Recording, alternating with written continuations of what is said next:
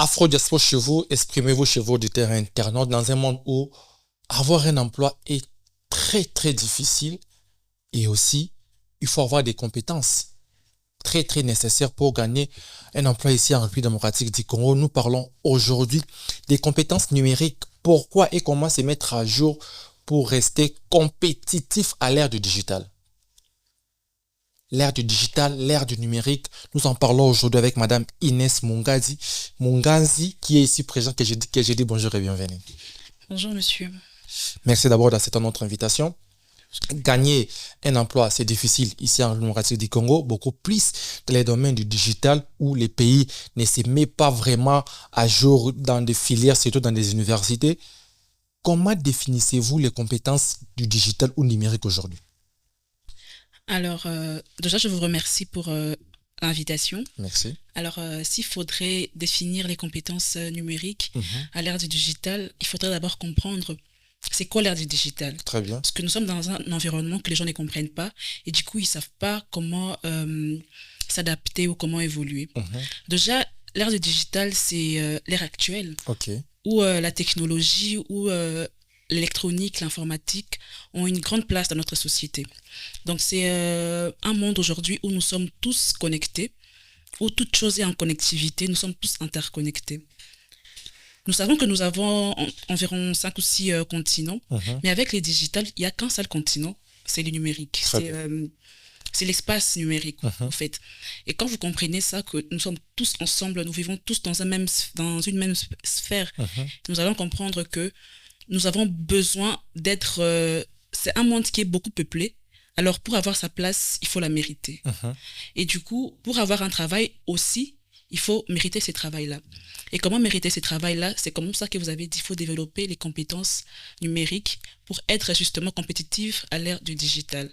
Donc, il y a plusieurs compétences numériques qu'il faudrait développer. Notamment les compétences liées au développement mobile, au développement web, les marketing digital, community manager. Donc, il y a beaucoup de métiers comme ça qui sont là, mais qu'il faut d'abord commencer par apprendre, aimer les métiers, ensuite s'élancer. Très bien. Nous vivons comme dans des mondes différents.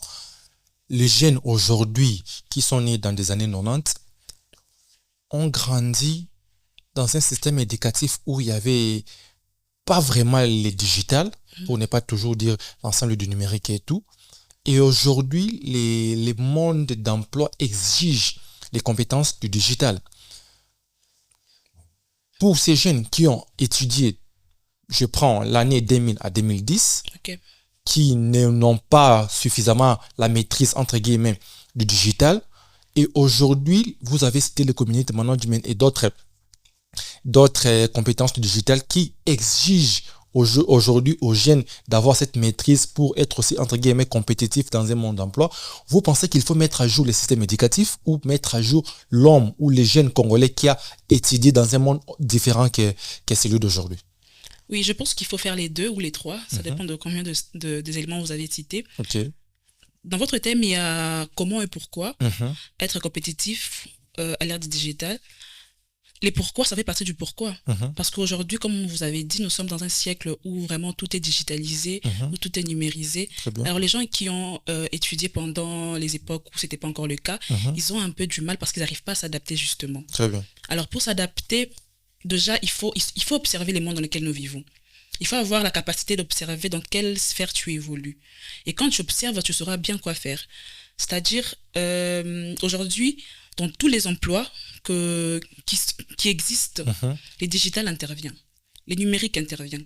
Que ce soit dans la santé, aujourd'hui on peut faire des opérations à distance, que ce soit dans l'économie, il y a des IA pour nous aider à faire des bilans, etc. Dans l'environnement, l'agriculture, dans presque tous les domaines aujourd'hui, les numériques interviennent, les digitales interviennent. Donc, jadis, il n'y en avait pas, aujourd'hui, il y en a. Qu'est-ce qu'il faut faire? Il faut d'abord observer. Ensuite, il faut se former. Bien évidemment, il faut se former encore et toujours. Parce que c'est pas... Bien sûr qu'on va changer les systèmes éducatifs, mais toi, tu as déjà étudié, c'est passé. Maintenant, tu dois étudier. Et nous sommes dans un monde où la formation, elle est presque partout, je dirais. Il suffit d'avoir un smartphone et tu seras... Vraiment, la formation sera à ta portée. Et c'est ce qui nous fait défaut aujourd'hui, c'est que les jeunes ne veulent pas se former. Ils attendent que l'emploi vienne chez eux ou je ne sais pas par quel miracle, mais ils ne veulent pas se former. Quand on est formé, on a les compétences qu'il faut, je suis sûre que bien qu'avec les difficultés, on peut réussir à trouver de l'emploi. Très bien, on parle là des compétences. On parle des compétences. Nous avons des jeunes diplômés ici en République démocratique du Congo, principalement à Kinshasa. Chaque année, nos universités déversent sur le marché des milliers de jeunes Congolais, licenciés, gradués, peu importe. Mais en termes de compétences, pensez-vous qu'étudier déjà, faire l'université, c'est déjà suffisant pour gagner un emploi où il faut encore développer certaines compétences? Si nous ne citons pas d'abord le numérique. Oui et non, comme toujours, parce que déjà l'université, ça te donne un certain titre, un certain niveau pour arriver dans certains endroits, également parce que nous savons qu'ici chez nous en RDC ou à Kinshasa, les diplômes, c'est quelque chose qui est vraiment bien vu. Quand tu n'as pas de diplôme, bien que tu puisses avoir des compétences, ça risque vraiment de ne pas trop le faire. Donc avoir un diplôme, c'est bien, mais ce n'est pas suffisant, comme je l'ai dit. Il faut continuer à se former bien qu'on a son diplôme parce que il est vrai aussi que notre système éducatif est plus ou moins en retard. On ne suit pas vraiment l'évolution du monde. Parce que le monde évolue, notre système éducatif reste à peu près la même chose qu'avant. Moi qui ai peut-être eu mon diplôme en 2019, la personne qui a obtenu son diplôme en 1900, je sais pas moi, 80, je pense qu'on a tous eu la même notion, on a tous eu la même matière et ça ne nous aide pas. Et je pense même qu'aujourd'hui, les matières que moi j'ai eues, peut-être en 6e ou en 5e, il y a des élèves qui les ont aujourd'hui, pendant que nous sommes vraiment en train de passer à autre chose. Donc je pense que notre système éducatif doit aussi évoluer. Mais sans cela, nous pouvons également nous former d'une manière autodidacte, personnellement. Très bien. Et quelles sont les compétences numériques aujourd'hui que toute personne active doit se mettre à jour, doit absolument maîtriser en 2026? Déjà, par rapport aux compétences numériques, il y a des compétences qui sont assez basiques et qui sont assez, je dirais, simples et à la portée de tout le monde. Déjà, il faut savoir l'informatique des bases. Il faut commencer par ça. Savoir utiliser un ordinateur. Parce qu'il y a des gens qui ne savent pas utiliser un ordinateur. Savoir naviguer sur Internet. Tout le monde est sur Internet, mais ce n'est pas tout le monde qui sait naviguer sur Internet. Comment faire... C'est quoi la différence entre être sur Internet et savoir naviguer sur Internet? Être sur Internet et savoir naviguer sur Internet, je dirais que déjà nous sommes tous sur Internet, mais ils ne naviguent pas de la même façon. On n'entre pas les données de la même façon. Je prends un exemple typique avec l'intelligence artificielle. Aujourd'hui, les gens utilisent l'IA comme Google, comme un moteur de recherche. Mais l'IA, les IA que nous utilisons souvent sont des IA génératives. Elles sont là pour générer du contenu et non pas pour aller nous faire des recherches et commencer à nous répondre 1 plus 1. Et il faut savoir comment entrer les données, comment faire des prompts pour avoir de bons résultats, les résultats qu'il faut en fonction, bien évidemment, de ce que vous cherchez. Alors, si vous n'entrez pas bien vos prompts, vous n'écrivez pas bien vos prompts, vous n'aurez pas les résultats qu'il faut. Vous et moi, on peut chercher la même chose, mais la manière de prompter sera différente et du coup, on aura des résultats différents. Et même ça s'apprend. Comment prompter, comment naviguer sur Internet, ça s'apprend. Mais ce sont les histoires qui n'intéressent pas trop les gens. Ils pensent que naviguer suffit, mais ils ne savent pas bien naviguer en tout cas. Très bien. On dit toujours, dans un monde futur, proche d'ailleurs, ceux qui maîtriseront ou ceux qui maîtrisent l'intelligence artificielle seront ceux-là qui vont diriger le monde. Partagez-vous cet avis? C'est là qu'ils l'utilisent d'une bonne manière. Bonne manière, oui. Oui, je pense que oui. Comme je l'ai dit, les mondes est en train d'évoluer. Soit on évolue avec les mondes, soit on reste là où on disparaît. Parce que là, au XXIe siècle, c'est vrai que l'IA a de plus en plus d'ampleur. Nous sommes qu'en 2026. Essayons d'imaginer en 2030 comment ça sera ou les années qui vont suivre après. Si déjà en 2026, tu n'arrives pas à savoir ou à avoir l'essentiel de l'intelligence artificielle, quand ça va évoluer à un niveau déjà, là, comment tu fais? Donc, je pense que c'est pas qu'il y a en tout cas, mais je pense que vraiment l'avenir en soi appartient à ceux qui se forment aujourd'hui au métier du numérique. Parce que je pense qu'à un moment ou à un autre, tout va basculer complètement et on va vraiment avoir besoin du numérique à tout moment. Je pense qu'il y a qu'au Congo ou qu'en Afrique encore que c'est pas totalement ça, mais en Europe déjà, je pense que dans beaucoup de domaines, dans les transports, la santé, dans beaucoup de domaines, c'est déjà les numériques qui dominent. Les numériques qui dominent. Vous pensez que nous utilisons différemment ou de la même manière? Je prends d'abord l'IA. Les IA, en particulier ici en Afrique, particulièrement en RDC ou à Kinshasa et en Europe, parce que nous voyons beaucoup plus à Kinshasa, à ce qui concerne les IA, c'est générer des images que nous voyons tous sur les réseaux sociaux, générer, entre guillemets, des vidéos que nous voyons sur les réseaux sociaux, différemment à ce qui se passe en Europe, en Amérique, voire même en Asie. Vous pensez que l'Africain ne maîtrise pas encore pourquoi l'IA est aujourd'hui sur le marché d'emploi ou dans la vie en général? Je pense que ce soit en Afrique, en Europe ou en RDC, je pense qu'on utilise l'IA selon qu'on est formé. Parce que je vais donner un exemple tout à l'heure par rapport à comment prompter avec l'IA. Donc je pense que c'est ça au fait. On utilise l'IA de comment on est formé. Et comme dans toute chose un peu, je dirais que l'Afrique a un retard par rapport à la formation en IA déjà et au métier du numérique en général. Parce qu'aujourd'hui, si il faut donner un devoir aux élèves, par exemple, c'est qui les plus grands philosophes que le monde n'ait jamais connus? Je pense qu'ils vont tous entrer la même phrase, ils auront toutes les mêmes réponses et vous saurez que c'est de l'IA. Vous voyez, parce qu'on ne sait justement pas utiliser l'intelligence artificielle. Mais vous prenez la même question, vous les donnez peut-être à un Européen ou quelqu'un qui a été formé par rapport à ça, il va bien écrire son prompt, il va donner les instructions à l'IA. Voilà, pour avoir des précisions. Tu es un expert en histoire, je te demande de me chercher c'est qui les plus grands, je sais pas quoi. Les buts ici, tu vois, tu promptes bien. Donne-moi, va sur Internet, cherche les éléments qu'il faut, parce que l'IA n'a pas en soi la capacité d'aller sur Internet. Donc il faut lui dire d'aller sur Internet pour qu'il aille sur Internet. Voilà, parce que lui, il est là pour générer. Que ce soit faux ou vrai, il va générer. Oui, bien. Donc. Très bien. Merci beaucoup, auditeurs internautes. Vous le comprenez très bien. Nous avançons ici avec Madame Inès. Expliquer les compétences numériques, pourquoi et comment se mettre à jour pour rester compétitif à l'ère du digital. Vous avez parlé sur les compétences à se mettre à jour, particulièrement ici à 2026, et vous avez dit c'est d'abord l'informatique, savoir comment manipuler l'ordinateur, la base, les b.a.-ba de l'informatique. Pensez-vous en RDC que tout travail est lié à l'informatique? Oui, la majorité en tout cas. La majorité en tout cas. Quand vous m'avez dit les métiers du numérique qui existent, j'ai voulu donner juste la base parce que c'est quelque chose que tu peux demander peut-être à une personne sur 10, il y a, je pense, voilà. Donc, j'ai dit ça parce que c'est vraiment la base. Il y a des gens qui ne savent pas utiliser Word, Excel, PowerPoint, mais pourtant c'est la base. Et aujourd'hui, il y a des IA qui remplacent justement Word, Excel et tous ces logiciels-là. Donc, voilà un peu. Je pense que bien que ça soit la base, on doit faire plus. Il y a beaucoup de métiers du numérique. Il y a les community managers, les créateurs de contenu, c'est aussi des métiers du numérique parce qu'il faut faire beaucoup de choses, il faut faire des montages et tout ça. Je pense qu'il y a beaucoup de métiers du numérique et je pense que dans tout le domaine presque, le numérique intervient. Dans l'enseignement aujourd'hui, pendant les Covid, il y avait l'enseignement à distance, donc il fallait avoir un smartphone ou une tablette ou un ordinateur pour avoir les cours pendant Covid. Il y avait des travails, il y avait les télétravails. Jusqu'à aujourd'hui, ça continue, les télétravails.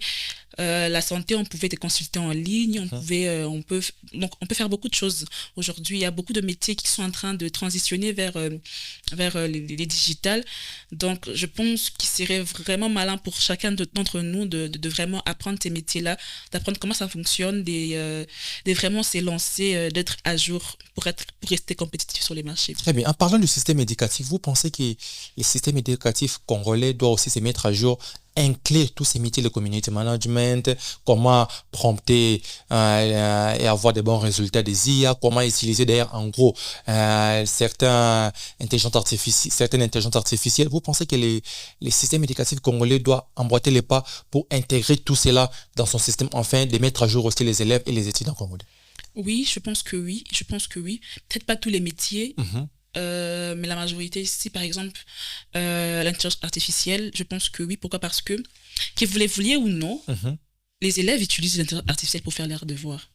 Donc, c'est mieux de leur montrer, de leur apprendre comment bien utiliser l'IA, au lieu de les dire de ne pas utiliser, pendant qu'ils les utilisent quand même, mais ils l'utilisent mal. Ça n'affaiblit pas aussi l'élève congolais, les mentales congolais, les cerveaux en fait? Non, au fait, ça n'affaiblit pas, au fait. L'IA, je pense que ça nous donne encore une compétence en plus, c'est-à-dire savoir prompter. L'IA ne vient pas nous rendre bêtes, au contraire, l'IA vient nous accompagner, nous renforcer, au fait. Je suis en train de faire un master exécutif, et là, j'utilise l'intelligence artificielle. On utilise l'intelligence artificielle. Nos professeurs nous montrent comment utiliser l'intelligence artificielle. Mais c'est pas pour autant que nous devenons bêtes ou voilà. Je pense que ça nous aide d'une manière ou d'une autre de savoir comment l'utiliser. Et quand on l'utilise, là, on réfléchit. On n'est pas là en train d'utiliser l'IA sans réfléchir. On réfléchit comment lui dire. Et je pense qu'on lui donne une grande partie de la réponse et lui reformule juste cette réponse-là. Donc, je pense que ça ne va pas rendre les élèves bêtes. Il faut juste bien les dire ce qu'il faut faire, bien donner les instructions, bien apprendre aux élèves. Je pense que c'est dans ces moments-là qu'ils vont vraiment développer des compétences, mais en se disant que voilà, on veut pas intégrer l'IA chez les élèves parce qu'ils vont devenir bêtes. C'est en ce moment qu'ils sont en train de devenir bêtes parce qu'ils utilisent l'IA, mais ils l'utilisent mal. Très bien, merci beaucoup. Si nous faisons une petite différence, une petite comparaison, j'allais le dire comme ça, entre ces élèves des années 90, 2000, voire même 2010, 2005, et ceux d'aujourd'hui qui utilisent l'IA. Je prends les élèves d'hier, jadis, et c'était beaucoup plus les livres, travailler son cerveau, la capacité de mémoriser, la capacité d'analyser. Et aujourd'hui, avec l'intelligence artificielle, c'est facile de ne même pas mémoriser. On aura ChatGPT qui va générer des réponses, qui va générer des analyses. Vous pensez entre ces deux générations, je peux le dire comme ça, quelle génération est plus performante dans les domaines de l'emploi? Moi, je vais vous poser une question. Vous trouvez qu'on est performant ou pas? Notre époque, les élèves de cette époque, vous trouvez qu'ils sont performants ou pas? C'est que vous en pensez, c'est ce que nous allons acter ici. Déjà, les anciens élèves étaient performants par rapport à leur époque. Ok. Et je pense que ces de cette époque aussi sont performants par rapport à leur époque. Parce qu'à l'époque, on demandait plus aux élèves. Mais maintenant, on ne demande pas plus aux élèves. Je me rappelle, il y a... j'étais avec une cousine qui m'a dit, ou une tante qui m'a dit que pendant son époque, à elle, pour les examens d'État, il n'y avait pas de questions au choix multiple. Mais après, elle m'a dit juste après eux, c'est maintenant qu'on a intégré les questions à choix multiples aux examens d'État. Vous allez me dire qu'ils étaient plus intelligents que ceux qui les font? Peut-être pas. Je me dis juste que les mondes évoluent et il y a certaines choses qui restent et d'autres qui arrivent. Il y a certains comportements qui restent et d'autres qui arrivent. Il y a certaines attitudes aussi qui restent et d'autres qui arrivent. Donc, je pense aussi qu'il y a des métiers qui disparaissent et d'autres qui arrivent. Donc, c'est comme ça, au fait. C'est une évolution. L'évolution, il faut vraiment voir les bons côtés de choses, voir les bons côtés de l'IA pour l'aimer et pour l'apprécier et pour pouvoir évoluer avec aussi. Je ne pense pas que ça nous défavorise, mais ça nous aide parce qu'on est en train d'évoluer. Avant, par exemple, il fallait, pour développer une application, c'est pas tout le monde qui avait ces compétences-là. Il fallait chercher un expert. C'était vraiment un peu compliqué pendant que Mark Zuckerberg développait Facebook. C'était vraiment un métier assez rare. Mais après, à un certain moment, c'est devenu un métier un peu plus courant. Il y a beaucoup plus de développeurs. Mais maintenant, là, c'est une IA qui développe. Vous allez me dire que les développeurs aujourd'hui n'auront plus de travail. Non, ils vont devoir apprendre autre chose ou apprendre comment coder avec l'intelligence artificielle. Parce que bien que aujourd'hui l'IA peut coder, ce n'est pas non plus tout le monde qui va les coder avec l'IA. Il faut des experts qui sachent coder avec l'IA. Vous voyez, donc certains métiers disparaissent, d'autres arrivent, donc il faut se mettre à jour. Il faut se mettre à jour. Merci beaucoup. Et comment une personne qui n'a pas fait d'études en informatique peut se mettre à jour et se former efficacement à l'ère du numérique ou au numérique? On peut apprendre l'informatique, commencer par là. Il y a beaucoup de centres d'informatique. Il faut commencer par là. Il y a beaucoup de modules en ligne sur YouTube et dans d'autres plateformes. Il faut aller. Et aussi, il faut choisir son entourage, être entouré des personnes qui vont vous accompagner dans ces sens-là, des personnes qui ont peut-être la même vision des choses la même vision du monde que vous. Et avoir aussi des bons mentors, avoir une vision claire de ce qu'on veut faire. Tu vas faire de l'informatique, pourquoi? Parce que ton ami est informaticien ou parce que tu as un rêve par rapport à ça, tu as des objectifs par rapport à ça, tu veux le faire juste parce que les gens sont en train de le faire, parce que ton ami le fait ou parce que tu aimes bien Mark Zuckerberg. Est-ce que pour maîtriser le numérique, il faut forcément maîtriser l'informatique? Oui. On peut pas contourner l'ordinateur et l'informatique pour maîtriser le numérique.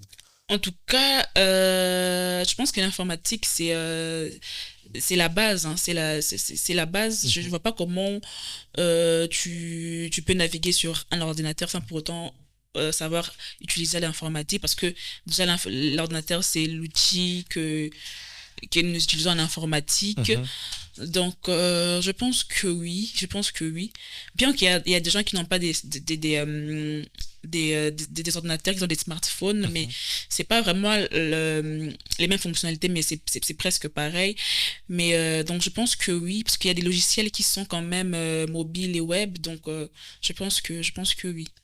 Les coûts des formations aussi posent problème aujourd'hui pour se former au digital. D'abord, s'inscrire et fréquenter un certain centre de formation, c'est vraiment difficile, vu les coûts de la vie aussi.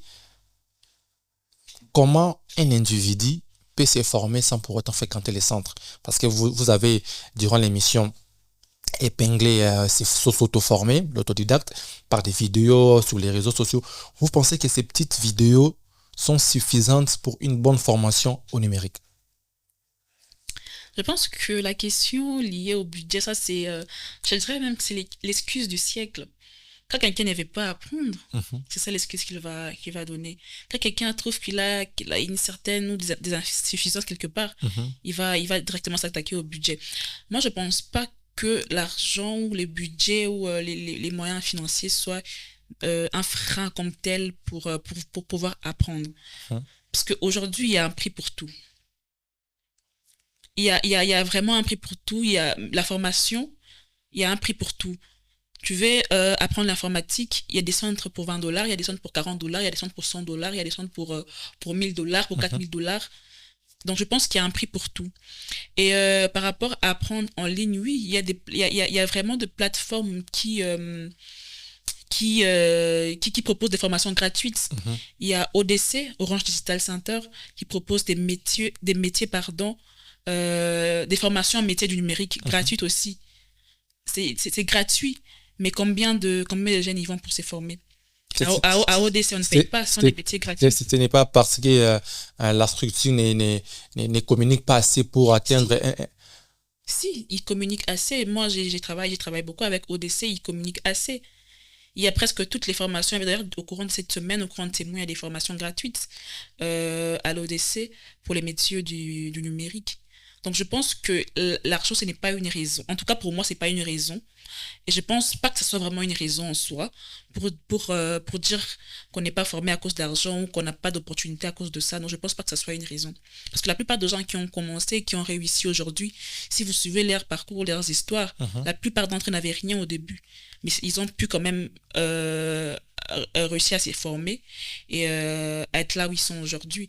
Donc, je ne pense pas que les finances en soi soient un problème parce qu'aujourd'hui, il y a ODC qui propose des formations gratuites. Il y a beaucoup d'autres structures qui proposent des formations gratuites.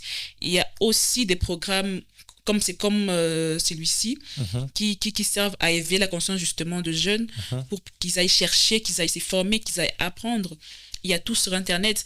Si les vidéos ne sont pas suffisantes, on télécharge des manuels, on télécharge des modules. Donc, je ne pense pas que l'argent soit un problème en soi. Très bien, merci beaucoup. Selon vous, quelles seront les compétences digitales les plus recherchées dans 3 ou 5 ans? Dans 3 ou 5 ans, déjà l'IA, bien évidemment, parce que c'est encore en train d'évoluer, parce qu'aujourd'hui, on peut voir la génération d'images. il y a peut-être 3 ans, on pouvait bien savoir que, ah non, ça c'est c'est de l'IA. Mais aujourd'hui, pour savoir si une image c'est vraiment générée par l'IA, il faut bien regarder, il faut plus de détails. Il faut plus de détails. Donc ça, il y a déjà ça. À part l'intelligence artificielle, je pense qu'il y a aussi les métiers de tous les commerces en ligne. La vente en ligne, parce qu'aujourd'hui, il y a des entreprises qui ont explosé juste à cause de la vente en ligne. Il y a des grandes entreprises qui ont commencé depuis longtemps, comme Amazon, Alibaba et autres. C'est un métier, je pense, qui va continuer parce qu'aujourd'hui, comme je vous l'ai dit, nous vivons tous dans une même sphère, dans un même monde qui est le digital. Donc, je pense que les commerces en ligne n'est pas prêt à disparaître parce qu'on peut avoir besoin de quelque chose qu'on a vu en France et pour l'avoir, justement, il faut faire les commerces en ligne. Je pense que c'est aussi les métiers de développement, bien qu'il est en train d'étendre vers l'intelligence artificielle aussi. Mais pour le faire, justement, aussi, il faut savoir utiliser l'IA qui nous aide aussi à développer. Mais aussi tous les métiers qui ont rapport avec la création de contenu et tout ça. Mais d'une manière globale, je dirais que dans tout ce que nous faisons comme métier, que tu sois avocat, que tu sois docteur, que tu sois infirmier, que tu sois ingénieur ou quoi que ce soit d'autre, je pense que dans tous les métiers qu'on fait, qu'on a, le digital est en train de s'imprégner, le digital est en train de prendre beaucoup plus de place et je pense que dans tous les métiers, l'IA ou le digital, le numérique va prendre beaucoup de place et on doit observer qu'est-ce qui est nouveau dans mon métier, qu'est-ce qui est nouveau dans mon secteur à moi, dans mon domaine à moi, pour être à jour constamment parce que dans tous les métiers presque aujourd'hui, dans 3 ans, ça sera numérisé ou digitalisé. Très bien, il y a des milliers de jeunes qui te suivent, il y a des milliers de Congolais, des milliers d'Africains. Nous rappelons que nous sommes suivis dans les 144 pays dans le monde. Afro-Diaspora nous suivait en tête maintenant dans plus de 144 pays dans le monde et la vidéo YouTube viendra à 17h. Il y a des milliers de jeunes qui nous suivent maintenant. Quels conseils pratiques donnerez-vous à ces jeunes ou aux professionnels qui veulent rester compétitifs dans le marché du travail? Alors, j'ai plusieurs conseils à donner aux jeunes, mais les plus grands conseils pour moi, c'est la formation, c'est de se former, parce que je suis de ceux qui pensent que la connaissance, c'est les pouvoirs. Très bien. C'est quand on connaît, on peut. Vraiment, il faut vraiment se former. Deuxièmement, je dirais que avant même de se former, il faut observer. Il faut pas être distrait au fait. Il faut observer l'environnement dans lequel on évolue, les domaines dans lesquels on évolue. Qu'est-ce que tu fais? Qu'est-ce que tu aimerais faire? Qui fait la même chose que toi? Qui tu aimerais copier ou prendre exemple sur quelqu'un? Vraiment, il faut vraiment observer. Après, je dirais aussi aux jeunes d'être bien entourés, d'avoir un bon réseau d'amis ou de connaissances. Et comment c'est faire ces réseaux? C'est des problèmes. On conseille les jeunes d'avoir un bon entourage, un bon réseau et tout. Et comment c'est faire ces réseaux? Parce que ceux qui sont plus, entre guillemets, grands ne veulent pas côtoyer les petits. Non, c'est faux. Vous savez comment moi je me suis fait un réseau? Partagez-nous votre expérience. Je partage des conférences gratuites. Tout simplement. J'ai téléchargé LinkedIn. Je me suis connectée à des gens que je vois de loin, que j'aimerais bien. J'ai like leurs posts, je commente. Ils voient que j'existe, ils savent que je suis là. Quand je vois qu'ils ont une conférence, j'y vais. Parce que c'est gratuit et parce que j'ai vu sur LinkedIn qu'ils ont une conférence, j'y vais. Je participe. Après, j'y vais les côtoyer, les parler, prendre connaissance. Après, peut-être s'ils ont les temps, on organise un rendez-vous. On partage. Moi, je suis Inès Mungazi, j'ai fait ça. J'aimerais bien que vous m'accompagniez dans ça, si, ça, ça. Et c'est comme ça qu'on s'est créé un réseau. Ce n'est pas en restant à la maison. J'ai envie de me créer un réseau. Non, c'est pas comme ça qu'on s'est créé un réseau. Pour se créer un réseau, il faut être sur le terrain. Il faut aller chercher ton réseau. Dans des formations, dans des conférences gratuites, mais même payantes, parce que moi, je me rappelle que j'ai déjà payé des conférences pour rencontrer des gens que je voulais rencontrer. Donc, il faut aller les chercher, les réseaux. C'est pas à la maison que tu vas trouver ton réseau. Ce n'est pas en étant sur TikTok, bien que là-bas aussi on peut trouver, mais dans la plupart des cas, il faut vraiment aller chercher son réseau. Très bien, merci beaucoup à vos auditeurs internautes. Nous sommes à la fin déjà de cette émission. Merci à Madame Inès. Un dernier mot pour conclure en beauté cette émission.